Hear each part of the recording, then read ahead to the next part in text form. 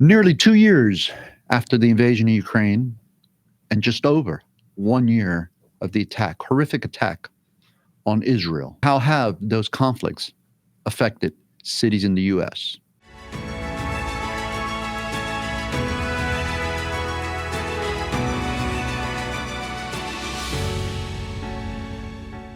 Today on Bets and Badges, we have the honor of introducing and speaking with Mayor of the city of Sunny Isles. I am Robert Asencio, and alongside of me, I have my co-host, retired police chief and military historian, David Magnusson. How are you, David? Doing great, Robert. How about yourself? Outstanding. Excellent. Mayor, welcome. Let's get into it. Thank you. How are you?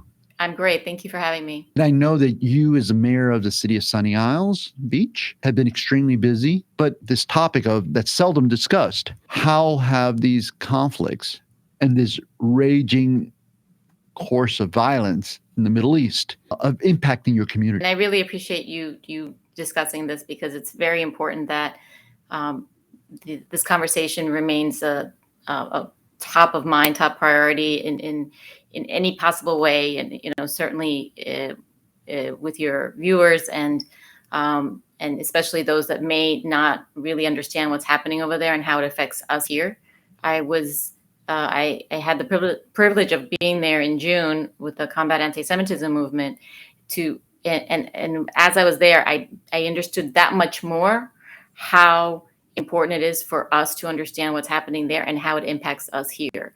We're so lucky in the state of Florida that we are unlike probably any other state in the country to not be subjected to the incredible rise of anti-Semitism.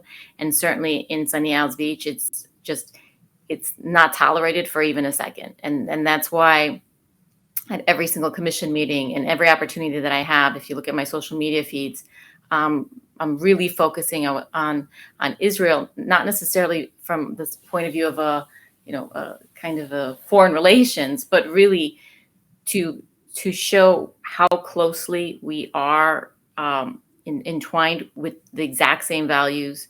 The fact that Israel is in many ways fighting our fight out there for democracy. They literally eliminated people that we had $5-6 million bounties on. That are on our terror list. And in a community like mine, where we do have a lot of Israelis, but we also have a lot of non-Jews, and certainly Jews that are not necessarily Israelis, that have been incredibly supportive and really have shown a tremendous increase in empathy and understanding as to why it's important for us to support Israel. Now, all of a sudden, with a terrorist organization launching a heinous attack a year ago, now it rises. Now the anti-Semitism rises, almost like you weren't siding with Egypt or Jordan back then, but now you're siding with, you're calling, and I'm talking about the rise in anti-Semitism. You're bringing people to the table to push hatred against a religious group right here in this country. And it spread. So, what I'm hearing here is that there has to be that need for the relevancy to continue. It has to remain relevant, because there is no room for hatred in this country, regardless who's being affected by it, not just Jews, anybody. Has your community received a lot of people from these impacted zones, for lack of a better way to describe them, these conflicts? And how is your city dealing with them? Well, certainly from Ukraine and Russia, but I was surprised to see how many families in our community that have dual citizenship the past summer, after school finished, decided that they would continue to go to Russia for the summer like they normally do. I was kind of shocked that they were willing to take that chance, because at any moment, either border could be closed, and they weren't going direct. They're all going through I think Turkey, or mostly through Turkey or Poland. But we are still seeing people come. It's kind of hard to be an immigrant in our community because of it's hard to be an immigrant anywhere in South Florida because of the cost of living, but that much more so here. So what's happening is that a lot of them, I think, are going more north or west into either North Miami Beach, Hollandale, those areas. certainly with Israel, it's a lot different. What we saw was what a lot of people saw. There was Americans that went to Israel to go in with and help with the war effort. It's a sort of a different relationship because you don't necessarily need, you don't need to get a visa to come and visit from Israel. I think you can be here up to 3 months for sure without any sort of special visa. So the impact has been mostly from Ukraine. And we had talked about in the last show about mental health, right? We, you have people who have witnessed atrocities more than any human should ever have to bear witness to. Now they're coming to our country, whether they were here before or they went over. But the point is that they have witnessed those horrific incidents, and now there are certain needs that come about. Have you noticed a greater need for these type of services to be delivered to the community? We don't get those sort of requests. I can tell you just from the circles that I'm in and what I have witnessed as a bigger community, there is that sort of communal, I guess, trauma that is felt. Certainly, if anyone has seen images or video of either Ukraine and certainly, from Israel, there is that 47-minute unedited video that I have not seen and that I won't watch because I've seen so many, short portions of that video. And we've had community groups here that have brought soldiers from Israel that have been wounded, either from those that have lost limbs to being extremely impacted by PTSD. And so, whereas I think in the past you had to be there to witness it, and then you have the mental health needs. Now you could just do it virtually, right? Anyone that's wanted to has seen it, and I can't imagine not being impacted by it. And as a mayor, it's not something that we really even talk about. Yeah, silent trauma. Yeah, you know what though? But back in what was it, October? It was a Monday, October of last year when you were on. You had the foresight to say something, and it stuck with me. It becomes apparent in the weeks and months to come when we sort of asked you that question. That was great foresight on your part. And we talked about generational trauma, vicarious trauma, for sure, vicarious trauma.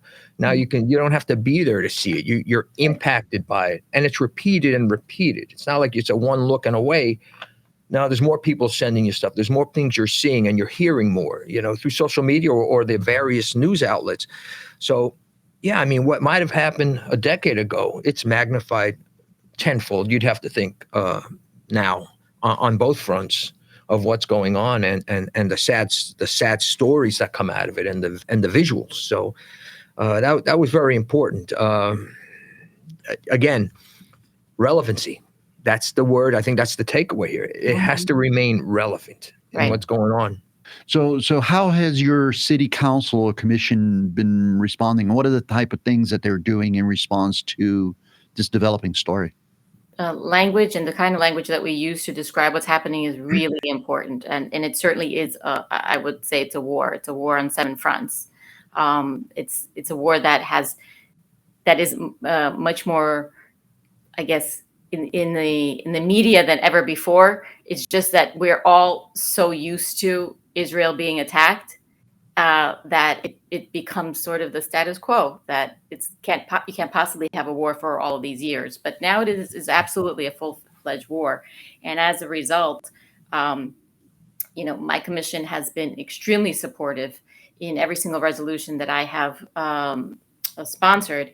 And the last one that we had, going back to the idea of understanding history and understanding the importance of using the right terminology, we recognize the proper historical and biblical name for Judea and Samaria as what we will refer to it as now, rather than the West Bank. And that is huge. We're as far as I know, the only municipality in the country that has done that. We will not have any relationships, specifically sister city relationships, with any state, country, so Ireland, Spain, Norway, that recognizes and supports terrorism, Hamas, Hezbollah, Houthis, whomever it is. We unequivocally stand with Israel in every possible way.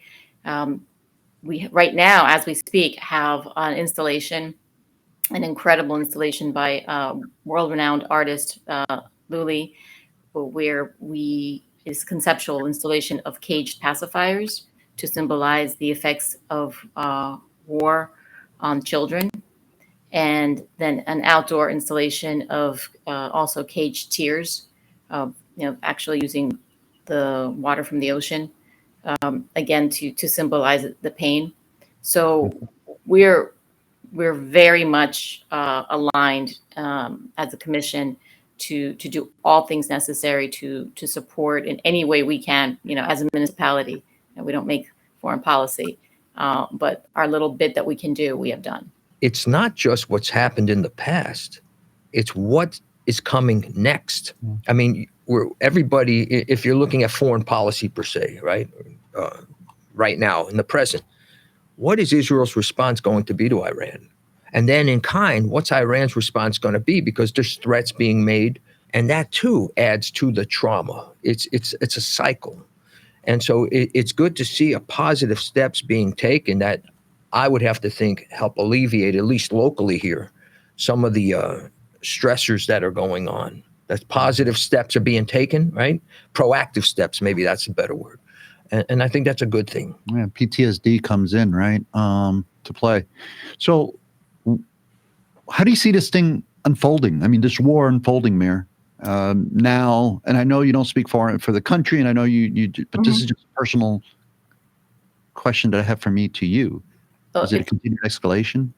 It's very personal to me. I have most of my family lives in Israel.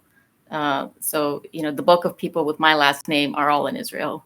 So it's very personal.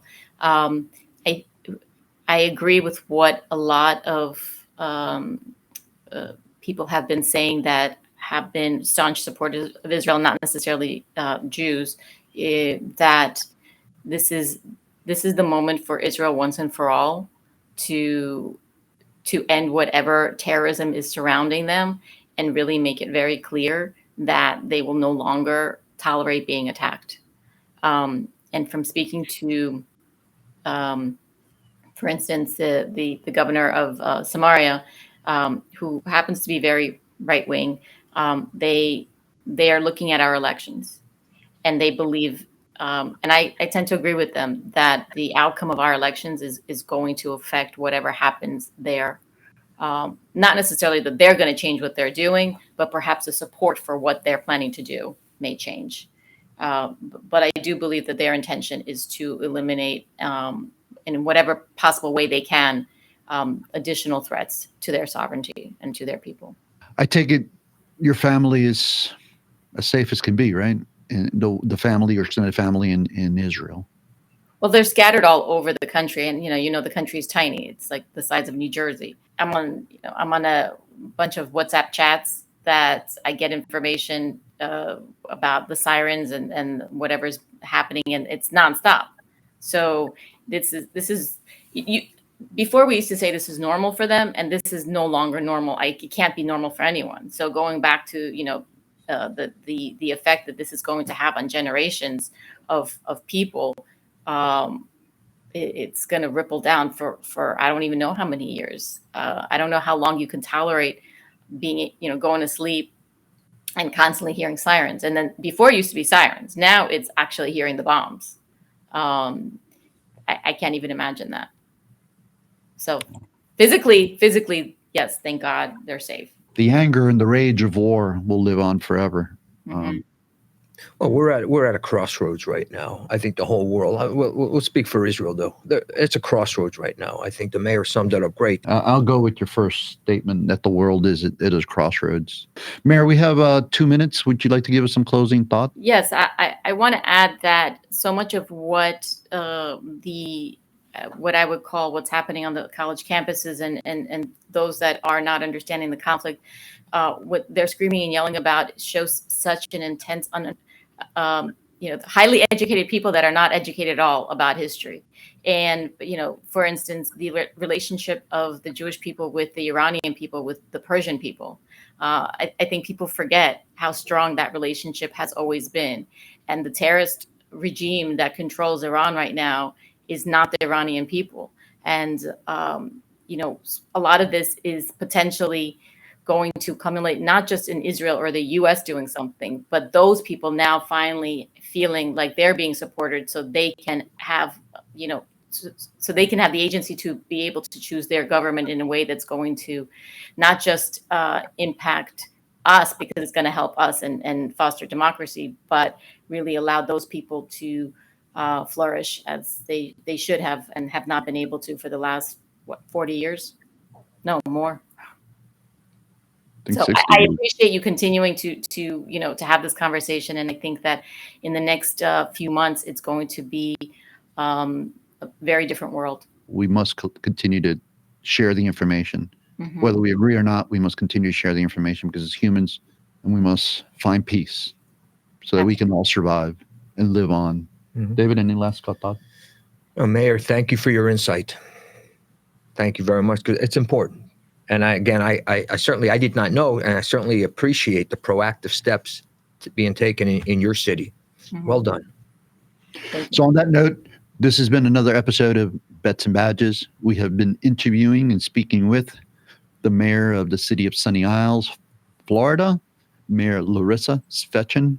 We thank the Miller brothers, Grant, Michael Miller, the Miami's Community News team, our producer behind the scene, Danielle.